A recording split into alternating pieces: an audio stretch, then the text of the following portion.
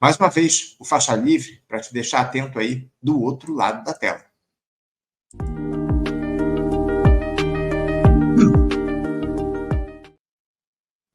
Bom, gente, como eu disse ainda há pouco, eu vou saudar, já que nos aguardando o ex-senador e ex-governador lá do Paraná, Roberto Requião. Senador Requião, bom dia. Bom dia, prazer bater um papo com você sempre. Prazer é sempre nosso, governador, recebê-lo aqui no nosso programa. Muito obrigado por ter aceitado o nosso convite mais uma vez, porque a gente quer dialogar a respeito desse cenário da política nacional com você, Requião. Depois aí de pouco mais de um ano de aparente calmaria passado o 8 de janeiro, parece que a situação tende a novamente se tensionar. Aquele ato dos apoiadores do presidente Jair Bolsonaro no último domingo, lá na capital paulista, que reuniu quase 200 mil pessoas, mostrou a capacidade de mobilização dessa turma ainda muito forte e acendeu o sinal de alerta, especialmente em ano de eleições municipais. Mas antes da gente analisar, o Requião, as consequências, os recados que a extrema-direita deu com esse ato na Avenida Paulista, eu queria ouvir uma análise sua para essa iniciativa que o ex-capitão utilizou aí para tentar denunciar uma suposta perseguição da justiça. Você vê o Bolsonaro tendo obtido sucesso nesse seu intento, Requião? Anderson, em primeiro lugar, é verdade que o ato do Bolsonaro não foi insignificante, cerca de 200 mil pessoas. Mas não teve também essa grandeza. A grande São Paulo, Anderson, tem 2 milhões e 200 mil habitantes. E o ato não foi mobilizado apenas na grande São Paulo. Ônibus vieram do estado inteiro de São Paulo e de outros estados também. Então, se tem 200 mil pessoas, ele tem menos de 1% da população da grande São Paulo. Eu acho que foi significativo, mas eu vejo esse ato como uma espécie de visita da saúde sobre a direita moribunda no Brasil, o bolsonarismo moribundo. Agora, depois do ato, o Supremo Tribunal vai julgar o Bolsonaro e vai acabar esse bolsonarismo. Agora, não acaba esta visão de direita. Não foi o Bolsonaro que mobilizou essa gente, Anderson. Foi a mídia anterior e a mídia atual. A Rede Globo é responsável pelas 200 mil pessoas, na desmoralização de todos os políticos, no jogo a favor do liberalismo econômico, da globalização. A mesma mídia que critica o Lula quando ele toma uma atitude bonita, como, por exemplo, a condenação do genocídio de Gaza, mas festeja quando o setor econômico toma medidas a favor da liberação econômica e da globalização. Eu tive uma conversa outro dia no Instituto da Brasilidade do Rio de Janeiro com o José Dirceu. E nós chegamos à conclusão que o nosso governo hoje, à frente da esperança, veja, não estou falando do Lula, a frente da esperança é de centro-direita. Nós estamos consolidando o liberalismo econômico no Brasil. Dizem que acabaram com a parceria internacional de preços da Petrobras, uma propaganda brutal. Não é verdade. A Petrobras hoje tem 67,5% de acionistas privados. E a União tem 34, 33 e pouco de participação.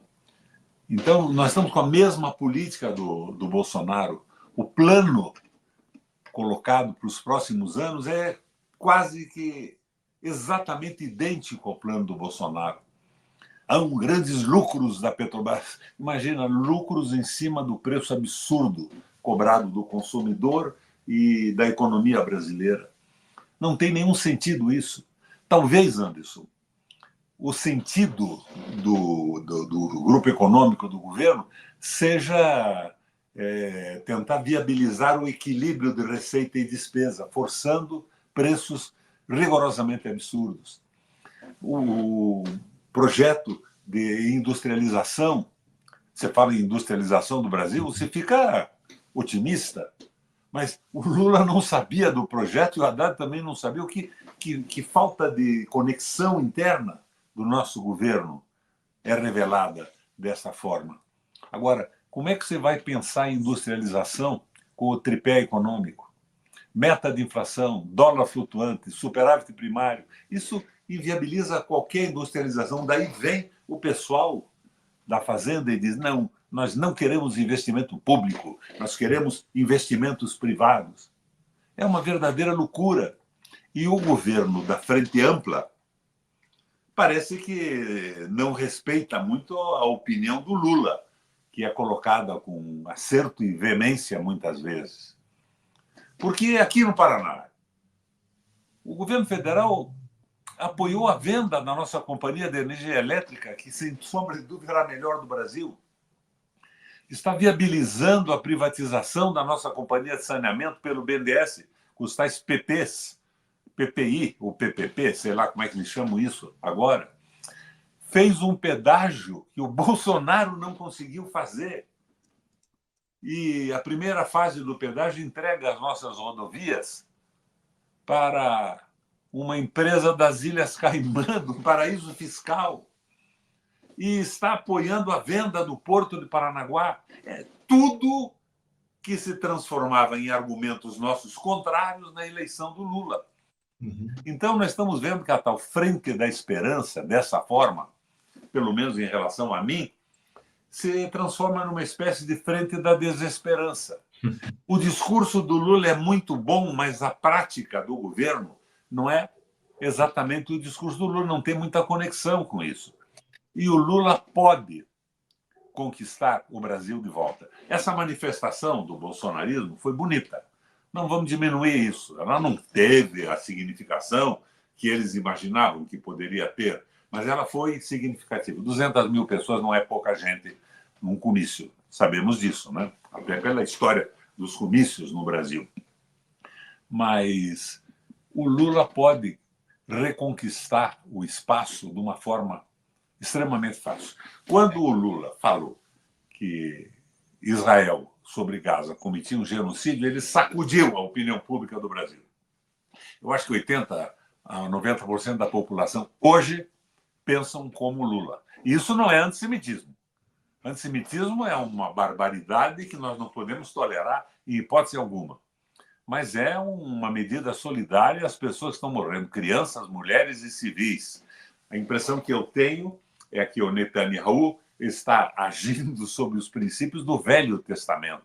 Você já leu o Velho Testamento antes? Violência contra os adversários, a necessidade da liquidação das mulheres e das crianças, aquela bobagem toda que foi revista no Novo Testamento, com a evolução dos princípios religiosos no mundo. Mas eles estão com aquela visão de liquidar, eles estão destruindo universidades, hospitais, eles estão inviabilizando aquele trecho de Gaza que é palestino, porque o resto eles já ocuparam contra os princípios próprios da instalação de Israel. Agora, se o Lula tem essa força, se ele resolvesse colocar um projeto de Brasil, uma proposta que não fosse radical do ponto de vista das mudanças que você sonha, que eu sonho talvez, mas que abrissem a perspectiva de que o povo passasse a ser o objeto principal do governo, não contemplado apenas com pichulecos dourados, política compensatória, mas que mexesse na estrutura. A Petrobras tem que ser do Brasil, mas a Petrobras qual dela? Com 67,6% de sócios privados? Não, petróleo tem que ser do Brasil. Porque o lucro da Petrobras pode alavancar a retomada do crescimento industrial do país. Lá atrás, 80% dos investimentos nacionais eram feitos pela Petrobras. Sim. Agora isso parou. Banco Central continua mandando. Capital financeiro dominando o discurso econômico e as ações do governo. Então, falta uma proposta. Nós estamos órfãos de uma proposta nacional de crescimento. Moderada, viável, e só quem pode fazer isso é o Lula. Não é você, Anderson, não pode fazer, nem eu, nesse momento agora.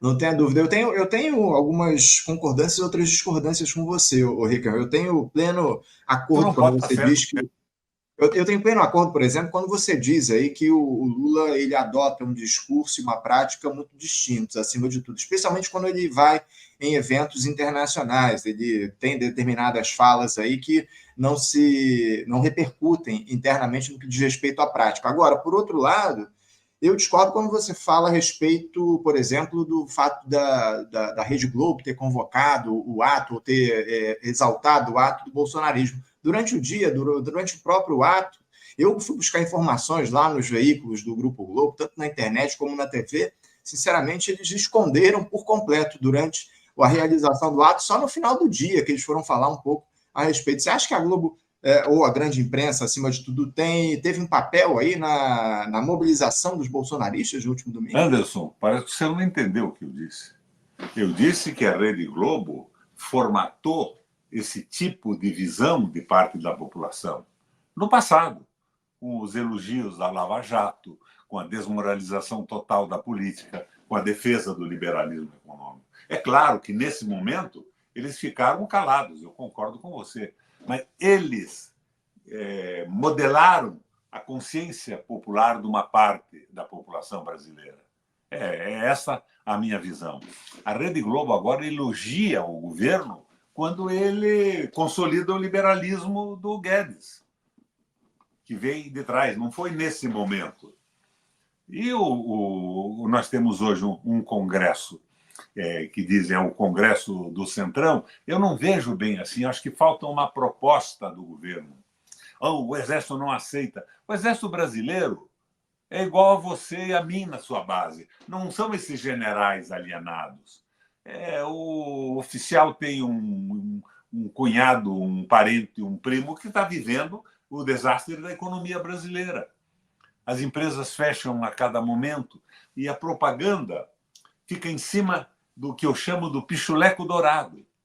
É a política compensatória, que é necessária e nós temos que apoiar num momento de desespero da população, mas ela não é transformadora, ela não aposta no desenvolvimento do Brasil. Eu estou vindo de uma reunião em Foz do Iguaçu, feita pela CUT e algumas outras organizações progressistas do Brasil, cerca de 3.000 pessoas. O Mujica esteve lá, e o Mujica dizia como é que é possível, por exemplo, que, sendo a América do Sul possuidora de 7 a 8% da população do mundo, a Covid tenha matado na América do Sul 70 a 80% das mortes do planeta Terra. Tem cabimento isso? Nós não temos acesso à tecnologia dos medicamentos, das vacinas e tudo mais. Nós temos, em vez de termos um trânsito livre na América do Sul, passaportes, impedimento de entrada e saída, e ele dizia, nós precisamos conseguir uma unidade da América do Sul e recuperar o espaço da tecnologia, da ciência, da tecnologia e jogarmos juntos. Nós estamos vendo o Brasil se afundar no liberalismo econômico. A nossa política consolida a política do Guedes. Consolida. O tal arcabouço, o que é?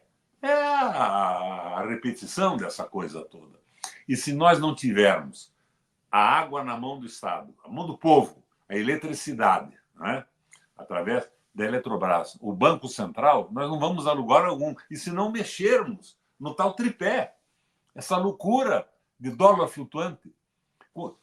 Se rememora o que aconteceu com as empresas aéreas. Eles privatizaram uma boa parte disso, né?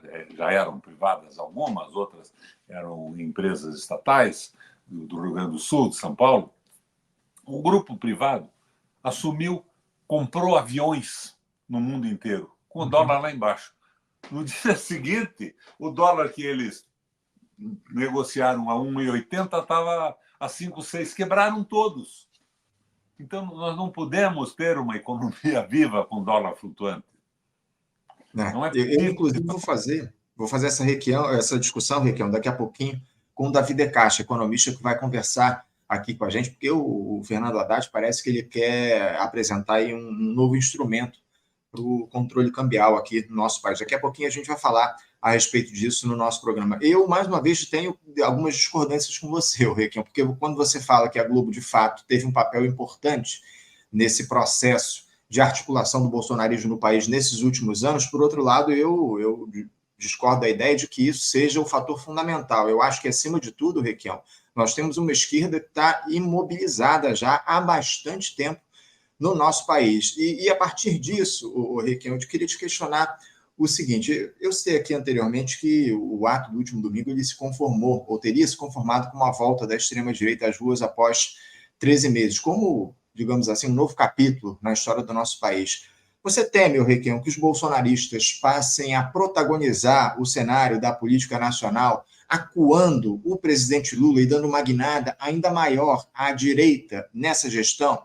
Você acredita nessa possibilidade? E outra, você vê a capacidade da nossa esquerda reagir caso isso se dê?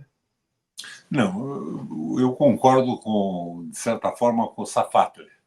Nós não temos mais uma proposta de esquerda, e quem poderia colocar essa proposta de transformação seria o presidente Lula. E eu insisto, a Globo não foi fundamental agora, ela foi fundamental na formação da consciência popular contra o Estado, contra os políticos, e a favor da privatização de tudo, a crítica da Petrobras, a crítica de todas as empresas públicas. E, na minha opinião, o bolsonarismo, nessa manifestação na Paulista, apreciou o féretro do fim da sua vida. Mas isso não significa que a visão de direita tenha desaparecido. O Bolsonaro acabou. Ele foi visitado na sua morte na Avenida Paulista e será cremado pelo Supremo Tribunal Federal mais adiante. Mas a visão a favor do liberalismo econômico, da globalização, continua. E continua no nosso governo. Continua no nosso governo com as propostas econômicas que estão aí. É um erro isso. E a nossa obrigação é criticar abertamente esse erro. Os erros são experiências que não devem ser repetidas. Nós estamos num caminho errado. Falta uma proposta progressista e transformadora. Eu não digo a você que nós vamos mudar o Brasil num governo em 4 anos, mas tem que haver a perspectiva da grande discussão nacional. Só quem pode fazer isso é o Lula, não sou eu nem você. Ele tem que colocar uma proposta. O que ele quer fazer com a Petrobras? A soberania brasileira diante do mundo, como é que vai se estabelecer? Como é que nós vamos tratar a questão da água, do saneamento básico? Estão privatizando tudo. Aqui no Paraná, o governo federal apoiou todas as propostas bolsonaristas e do Guedes, que foram os mobilizadores da nossa campanha contra eles, apoiando o Lula. Se você me perguntar hoje, está mais à direita o governo federal hoje do que esteve na mão do Bolsonaro, que não conseguiu fazer essas coisas. Aconteceram na frente da desesperança. E se você duvidar muito, daqui a pouco o Ricardo Barros vai ser líder do governo do Lula, da Frente da Esperança, no Congresso Nacional. Está uma verdadeira loucura. A frente do governo é uma frente de centro-direita.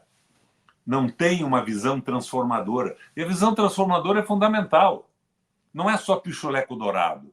Não é só a necessária, no momento, política compensatória. Claro que algumas coisas são bacanas. Colocar de novo o Mais Médico para funcionar, o Minha Casa Minha Vida, tudo isso está novamente acontecendo. Mas são pequenas compensações. A transformação só virá se mexerem na soberania brasileira, que deve valer mais, e um governo que tenha como visão principal a população. Essa história... Como é que isso tudo ocorreu na história do Brasil? Com o Fernando Henrique, o Enzo Faleto, lembra? A dependência como fator de crescimento, que é a renúncia a todo o crescimento baseado em cima da competência dos brasileiros. Não, são competentes os brasileiros, temos que entregar o país, senão ele não anda. Isso continua desde o Fernando Henrique. A impressão que eu tenho é que é o mesmo princípio, a teoria da dependência, que inventou o arcabouço, que está fazendo essas propostas econômicas, e essa falta de coordenação. Essa política industrial é bacana, né? O Brasil precisa se industrializar. Você diz isso com entusiasmo, eu posso dizer também. Mas, de repente, o Haddad e o Lula dizem que não sabiam da estruturação dessa política. Agora, logo depois, ela se transforma num objeto de comunicação do governo federal e é cantada em prosa e verso em toda a mídia disponível. Mas não é assim. Não vai acontecer assim. Então, esses erros têm que ser corrigidos. E o Lula pode corrigir isso com facilidade. Precisa ter a proposta na mão de quem tem credibilidade no Brasil hoje, de quem nós elegemos presidente da República. Mas não só o discurso. Não só o discurso. Não adianta dizer os novos diretores da Eletrobras recebem mais que o presidente da República. Isso não tem importância nenhuma. Pode mexer com a cabeça de um sujeito despolitizado. Mas a importância é que a Eletrobras passou a ser propriedade de um grupo de pessoas que só pensa no lucro. Ela não tem como objetivo mais levar a eletricidade para a industrialização e para a melhoria das condições de vida da população. Então, há um desfoque desse processo. Nós estamos desfocados e temos que corrigir isso. Eu acho que ainda é tempo. Esse levantamento do liberalismo econômico, com Malafaias, religiões e tudo isso, pode ser contido se o Lula assumir uma proposta clara. E ele ganha a maioria no Congresso Nacional. No Congresso Nacional, hoje, com as emendas impositivas, o pessoal quer se reeleger, cada um quer pegar um pedaço, inclusive o pessoal da nossa base. Eles não querem ficar sem a emenda impositiva e competir com os outros que têm a emenda positiva. Agora, uma proposta. Nós não temos proposta alguma. Não tem, Requião. E eu acho que é justamente por isso que eu, concordando evidentemente com o que você diz a respeito dos caminhos adotados por essa gestão, que são completamente equivocados, mas eu não acho que isso se dê por um deslize desse governo, se dá por convicção, acima de tudo. Eu acho que o presidente Lula adota esse caminho porque ele está convicto de que esse é o caminho mais correto para se seguir diante da quadra que está colocada. O Lula, ele foi um conciliador por natureza, essa é a grande questão. Ele mesmo já disse anteriormente que ele não é um político de esquerda, ele é, acima de tudo, um conciliador. Eu acho que esse caminho que tem sido adotado por essa gestão de amplíssima aliança deixa o Lula numa posição extremamente confortável diante do histórico dele à frente da presidência da República, Requião. Você não concorda com essa ideia de que o Lula ele está, de alguma forma, conformado ou confortável nessa posição dele de conciliador, adotada muito por conta da pressão que ele recebe, da ampla aliança que ele lidera? Eu sou amigo do Lula. Eu gosto muito dele. Eu tenho uma admiração profunda pela sua carreira, sua ascensão de menino lá do interior de Pernambuco até um dos criadores do partido do PT, Partido dos Trabalhadores, e presidente da República e tudo mais. O Lula sempre trabalhou com a vontade da maioria numa Assembleia. E a pressão que ele tem hoje é a pressão da frente da desesperança. Nós não temos no Ministério um ministro que seja claramente progressista. Nós temos frações, como disse o Safatli, um defende a identidade, outro defende isso, outro defende a aposentadoria de uma categoria, coisas que poderiam ser contidas numa proposta transformadora, mas que não tem a unidade possível de se transformar num projeto de poder. Então, o Lula está sendo pressionado e instruído pela frente da desesperança. O que nós podemos fazer? Nós tínhamos que ter uma mobilização de base para ajudar o Lula a seguir um caminho mais progressista. Eu não estou pensando em radicalismo, eu estou pensando em dar uma oportunidade ao Brasil de ter consciência política, de evoluir na transformação de uma sociedade que marginaliza as pessoas e contempla de uma forma absurda o capital como um deus da economia. Estamos totalmente subordinados ao capital. O interesse do pessoal que é rentista não é nem o capitalismo clássico, que produz mercadorias, explora trabalhadores em certa medida, na visão marxista, mas é o capital financeiro tomando conta de empresas públicas estratégicas, monopolistas. É um horror o que está acontecendo. Cá entre nós, é pior do que o período do Bolsonaro na consolidação do liberalismo econômico. Outro dia eu vi um cara do Ministério, não me lembro, não quero dizer o nome dele agora, não, só teremos estabilidade da moeda quando nós tivemos empresas internacionais no Brasil. Já viu besteira igual essa? Na boca de um dos caras que está conduzindo o país. É o Marcos Lisboa e o seu liberalismo dando os princípios econômicos. Agora, o que eu posso dizer a você? Eu gosto do Haddad, pessoalmente. Ele é um cara sério. Ele é incapaz de comer um hambúrguer com dinheiro público. Mas ele está acreditando nisso. E é um erro que está sendo cometido. Esse erro tem que ser corrigido. Agora, o Lula, como você disse, trabalha com a opinião da sua Assembleia majoritária. Ele, democraticamente, ele joga dessa maneira. Não está havendo o contraponto da esquerda brasileira, dos progressistas brasileiros. Está todo mundo puxando o saco do governo. Eu comparo o governo àquela madre superiora de uma escola de meninas que dizia para as suas alunas: minhas filhas, se a curra for inevitável, relaxem e aproveitem. O que está acontecendo com a esquerda no governo, os progressistas no governo? Olha, isso vai ser assim mesmo, é esse liberalismo econômico, vocês aproveitem. E eles aproveitam como? Com cargos públicos. Está todo mundo se colocando num carguinho aqui, num carguinho ali, e ninguém mais faz a crítica do governo. Nós estamos com o PT desmobilizado. A Gleisi protesta aqui e ali, mas o PT, como instrumento partidário, não abre a boca. Aqui no Paraná, estão vendendo a Copel, ninguém abre a boca. Estão vendendo a Sanepar, ninguém abre a boca. Estão entregando o Paranaguá, ninguém abre a boca. E ficam com pequenas miudezas e distribuição de cargos. Não é possível que seja assim.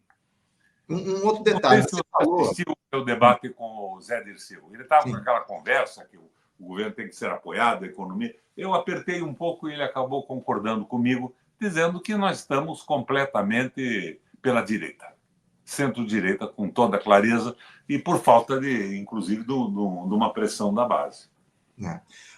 Requião, eu te confesso que tenho algumas questões para levantar em relação a isso que você diz a respeito da mobilização, porque está claro que a esquerda está completamente desmobilizada no nosso país, mas não foram justamente os governos do PT que, de uma forma ou de outra, acabaram desmobilizando a classe trabalhadora ao capturar movimentos sociais, ao capturar sindicatos ao longo dos anos em que estiveram no governo. O PT não tem uma certa responsabilidade diante desse quadro de desmobilização da classe trabalhadora? E outra, você acha que a classe por si só, sem um diálogo com as lideranças, sem uma liderança específica para justamente unificar essa mobilização, você não acha que a classe trabalhadora está, nesse momento, incapaz de se colocar como uma força política relevante diante do quadro de anomia que a gente tem na nossa esquerda?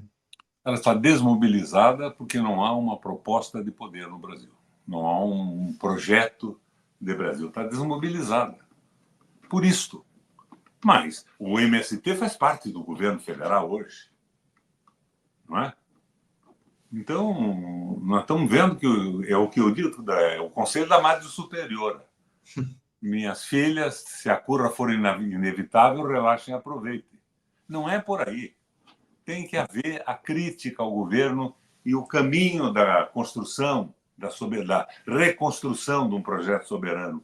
E atrás disso tudo, a meu ver, está o projeto da dependência do Fernando Henrique e do Enzo Faleto. O nosso governo continua com essa visão do dependentismo como instrumento do desenvolvimento, que é um erro brutal. Um erro brutal. Eu vi outro dia uma entrevista no Mangabeira 1, que ele dizia, mas falar com o Haddad é a mesma coisa que falar com o Fernando Henrique. Claro que não é a mesma coisa, mas do ponto de vista da proposta econômica, é a mesma coisa. Não. Eles estão tentando, dentro do quadro instalado pelo Guedes e pelo fernandismo e henriquismo ao longo do tempo, consolidando o liberalismo econômico. Consolidação completa. Não há uma política transformadora, que é fundamental para a construção do Brasil soberano, vinculado ao interesse da população. Não há. Inclusive, Requião, a gente está tentando aqui realizar uma entrevista com o professor Mangabeira Unger no nosso programa. Estamos em contato com ele lá nos Estados Unidos para ver se a gente consegue conversar com ele aqui no Faixa Livre a respeito de algumas polêmicas que surgiram aí nessas últimas semanas. Enfim, agora, Requião, eu queria trazer uma situação que eu levantei aqui, inclusive, na chamada aqui na nossa entrevista, porque o presidente Lula ontem teve uma postura, eu diria, questionável, e ao se recusar a comentar esse ato do bolsonarismo no último domingo. Ele foi perguntado lá por duas jornalistas no Palácio do Planalto a respeito da avaliação dele sobre esse ato, e o Lula acabou ignorando as perguntas e o público, formado, evidentemente, em sua maioria por petistas, vaiou as repórteres que fizeram esse questionamento. Você acha que ignorar essa oposição bolsonarista é a melhor atitude que o presidente deve ter nesse momento, Requião?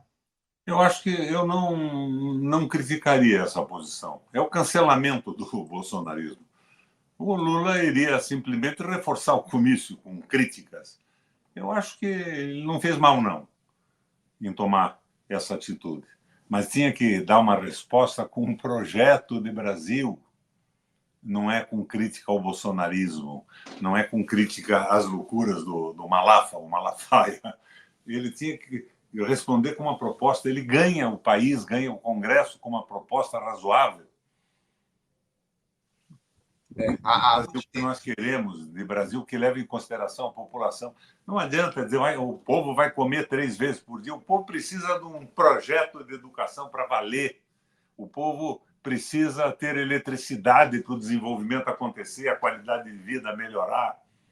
Nós estamos numa confusão por falta absoluta de projeto. Qualquer ministro faz o que quer. Você veja, fizeram o pedágio que foi criticado como um dos grandes escândalos nacionais aqui no Paraná, pela mão do Ministério do Filho do Renan. Um absurdo total. E o Lula veio e festejou isso. Mas ele, no palanque comigo aqui no Paraná, criticava isso, dizia: vamos acabar com isso de qualquer maneira. Ele anunciou. Por quê? Pragmatismo político. Queria alguns votos do PSD no Congresso Nacional, do Kassab e do Rato. Itaipu, mantiveram o diretor financeiro de Itaipu, que passava recurso para o Rato, para obras que até hoje não foram auditadas. Vira tudo um pichuleco dourado de pequenos favores. Falta projeto, falta planejamento. E essa falta de planejamento vai levar à eleição do Milei depois do Lula. Vou te dar um dado do Paraná. Nós fizemos algumas pesquisas aqui. Pergunta: você votaria num candidato apoiado pelo presidente Lula? Melhoraria a tua intenção de votar se o candidato fosse apoiado pelo Lula? 57,5% disseram que não. O apoio tirava a possibilidade de votar. E em Curitiba, 60%. 60% não se entusiasma com um candidato apoiado pelo presidente Lula. Por que isso?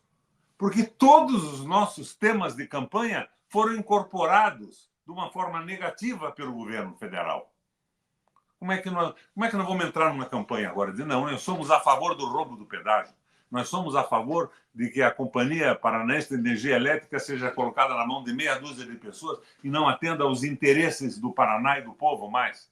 Atenda aos interesses de geração de dividendos para os seus acionistas, quase todos norte-americanos, fundo BlackRock, fundos da Califórnia, fundos de funcionários públicos de Nova York, da Flórida.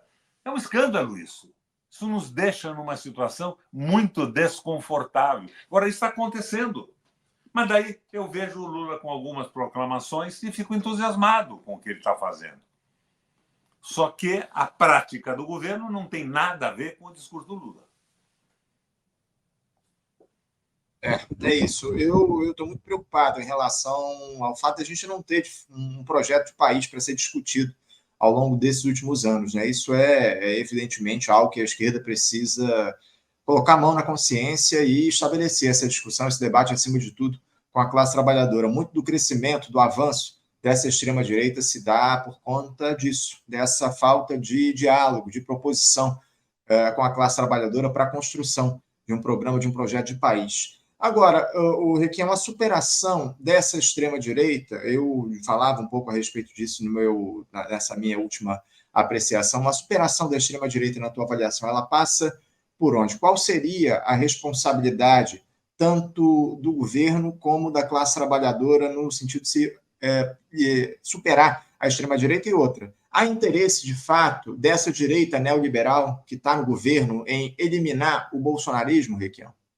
O bolsonarismo, sim. Eles não simpatizam com o Bolsonaro. Bolsonaro não sabe usar o talher correto num jantar. O Bolsonaro não conhece as bebidas finas, as marcas de vinho famosas no mundo inteiro. Mas o liberalismo econômico está entranhado nessa direita. A Globo acabou contra o Bolsonaro, mas ela não se afastou 1 milímetro do projeto neoliberal de globalização, de subordinação às grandes instituições financeiras. Este é o problema. Agora, como é que você resolve isso? Projeto de governo. Mas esse projeto tinha que ser orquestrado pelo presidente da República nesse momento. Porque nós não temos nem mídia. Nós estamos batendo um papo aqui maravilhoso. Você deve ter uma audiência incrível. O Faixa Livre é um dos espaços mais importantes da discussão política brasileira, mas perto de uma Rede Globo e da grande mídia é nada. Não é? Mas nós estamos fazendo o que podemos. O que fazer? Estamos fazendo, estamos discutindo. Isso não significa que a gente tenha razão em tudo que diz. Nós podemos ter erros também. Mas que sejam apreciados os erros, colocadas propostas alternativas, mas que a discussão se estabeleça. Olha, eu fui governador 3 vezes do Paraná. Eu sei das dificuldades que tem um governador. Ele não é o presidente da República. Ele não tem acesso que o presidente tem a moedas, a financiamento, a emissão e tudo mais. Mas nós estamos liquidados. O governo federal hoje está mais à direita no Paraná do que o governo do Bolsonaro. Eu quero insistir de novo, o governo do Bolsonaro não conseguiu privatizar a Copel, não conseguiu privatizar a Companhia de Saneamento, não vendeu o Porto de Paranaguá e não fez uma licitação de pedágio que acabou entregue para um paraíso fiscal das Ilhas Caimã. O que tem que ver as Ilhas Caimã com o crescimento do estado do Paraná e a necessidade de estradas transitáveis? Nada, eles entram aqui para ganhar dinheiro. E foi considerado o sistema anterior um dos maiores escândalos do Brasil. Foi repetido por quem?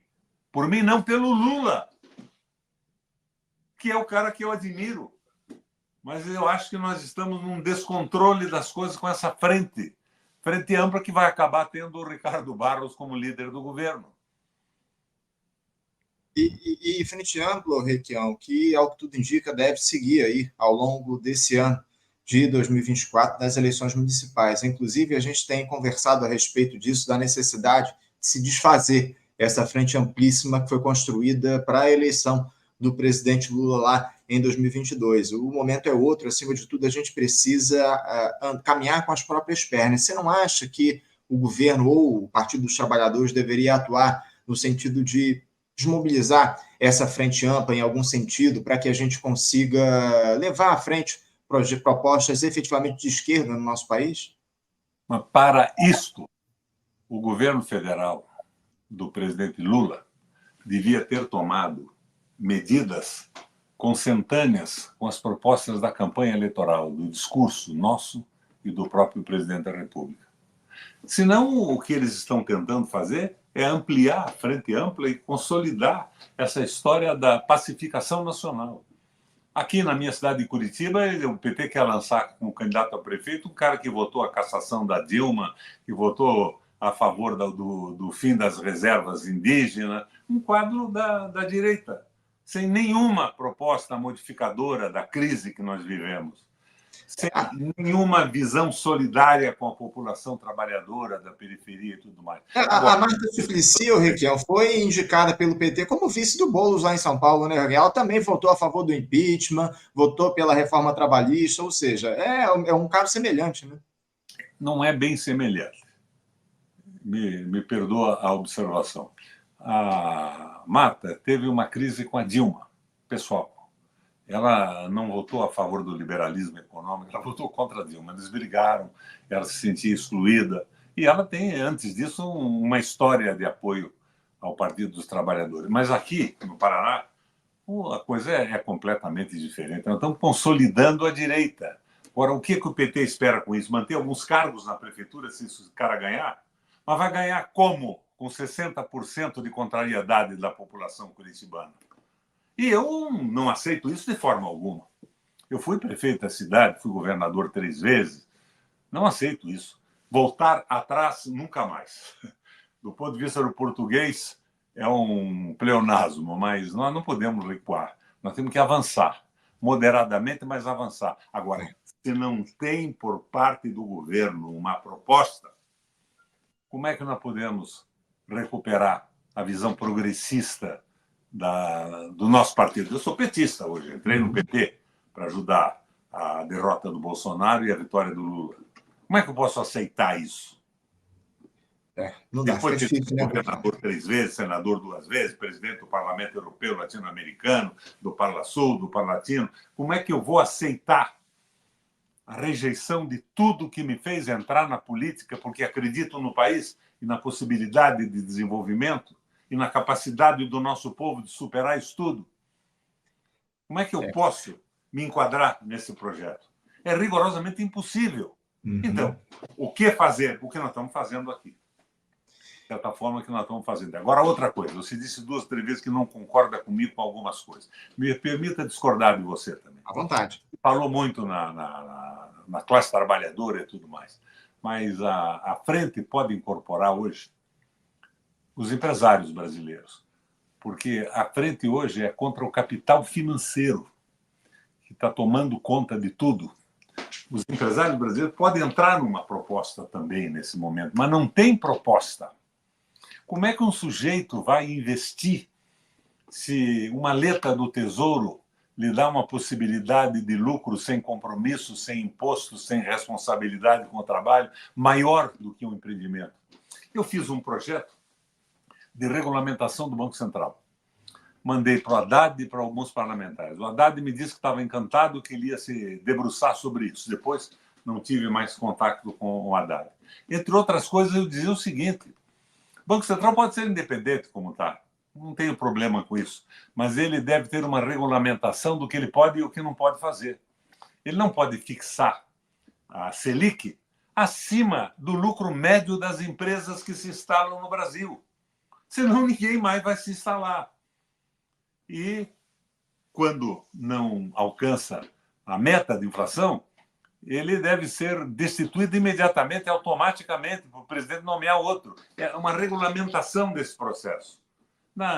No meu site eu coloquei esse projeto. Esse projeto eu fiz com apoio de muitos economistas do Brasil e de alguns companheiros que trabalham no Banco Central. Agora, nenhuma repercussão. Banco Central. Quem é que propôs o Banco Central independente, Anderson? Vamos lá, puxe pela tua memória. Pois é. Quem é que foi? Requião, eu te confesso que eu tenho... Foi que propôs o Banco Central independente? Foi lá o Haddad. O Haddad. Foi. Na campanha presidencial, mudou o programa do PT. E no Congresso Nacional, quem propôs foi o Renan Calheiros. Sim. Eu estava como senador, Lindbergh Faria, Alice da Mata, um grupo de senadores, bloqueamos a sua aprovação. Mas nós saímos e o troço passou. Já não pela mão do Renan, mas igual. Requião, esse nosso papo vai longe aqui. Eu, infelizmente, estou com meu tempo mais do que esgotado, mas quero agradecer muito a tua participação e já deixar um convite para a gente voltar a dialogar ao longo dos próximos meses para falar sobre esse cenário da política nacional cada vez mais intricado. É sempre uma alegria te receber aqui no Faixa Livre, Requião. Muito obrigado pela tua participação. Meu abraço. Eu admiro muito o Faixa Livre e eu participo disso há décadas. E quero cumprimentar você pelo desempenho crítico. E é isso que nós temos que fazer, uma crítica construtiva. Porque, senão, nós teremos um milênio na presidência da República. É isso. Acima de tudo, a gente precisa fazer a crítica. Não podemos abrir mão da crítica, acima de tudo. Mais uma vez, Requião, muito obrigado pela tua presença. Um abraço para você. Até a próxima. Conversamos aqui com o Roberto Requião. Roberto Requião, que é ex-governador, ex-senador pelo estado do Paraná e um comentarista histórico nosso aqui do Faixa Livre, está sempre auxiliando, nos ajudando aqui a entender um pouco mais do cenário da política nacional no nosso programa. É sempre uma alegria receber o Requião aqui no Faixa